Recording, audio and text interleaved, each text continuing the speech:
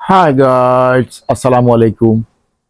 বন্ধুরা, fry pan বইয়া তেল রসুন দিয়া পেঁয়াজ দিলাম। পেঁয়াজ দিয়া আমি সুন্দর করে একটু কষিয়ে নিলাম। কষিয়ে নিয়ে আমি এখন আস্তে আস্তে লবণ, মরিচ, হলুদ ওগুলা দেওয়ার চেষ্টা করব। আপনারা দেখে থাকবা, সুন্দর গঠনমূলক কমেন্ট করবা ইনশাআল্লাহ।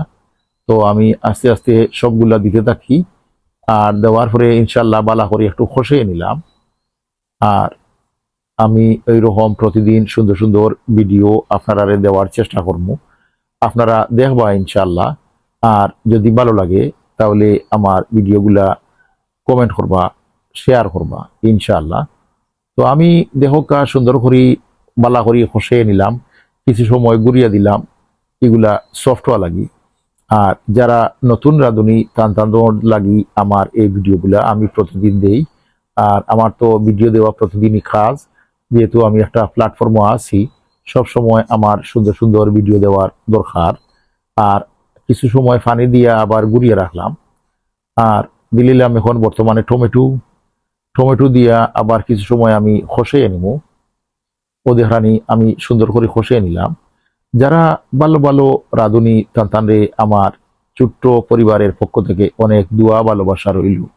আর এখন আমি কিছু শুটকি দিলাম, শুটকির সাথে কিছু আলু দিলাম, আলু খাটিয়ে দিলাম, দিয়া সুন্দর করে পালা করি খসিয়ে নেওয়ার চেষ্টা করলাম।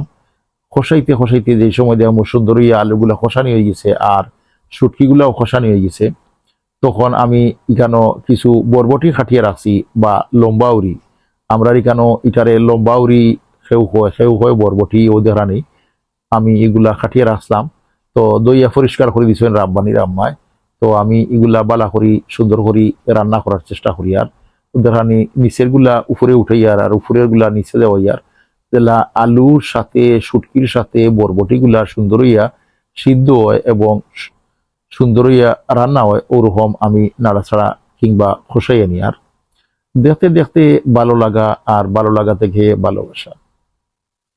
প্রতিদিন সুন্দর সুন্দর ভিডিও পাইতে হইলে সেলিম ভাই লগে থাকবা। সেলিম ভাইয়ে আপনারা সুন্দর সুন্দর ভিডিও দিমু ইনশাআল্লাহ। তো দেখানি বালা করি আমি খসিয়ে নিলাম।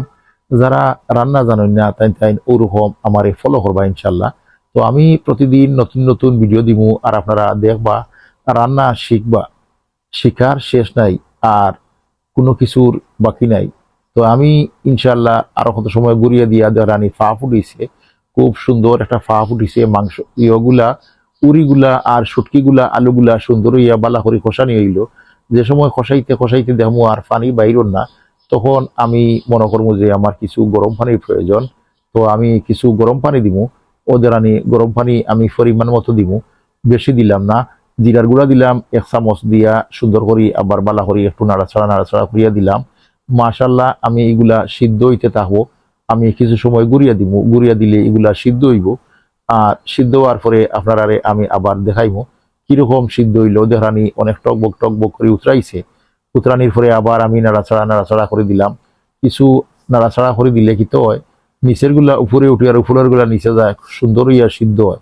এখন আমি কিছু দিলাম টেস্টি সল্ট দিয়া সুন্দর করে এগুলারে আরো সিদ্ধ করার চেষ্টা করলাম। ও দেখানি আপনারা দিলে দিতে পারবা টেস্টি সল্ট, না দিলে নাই, তাহলে দিবা, না তাহলে নাই। স্বাদ বাড়া লাগে এগুলা দেওয়া লাগে।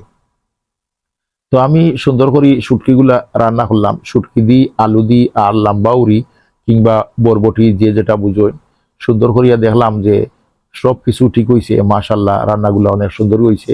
আরো কিছু সময় গুড়িয়া দিলাম আমি, আরো কিছু জাল খাওয়া লাগে।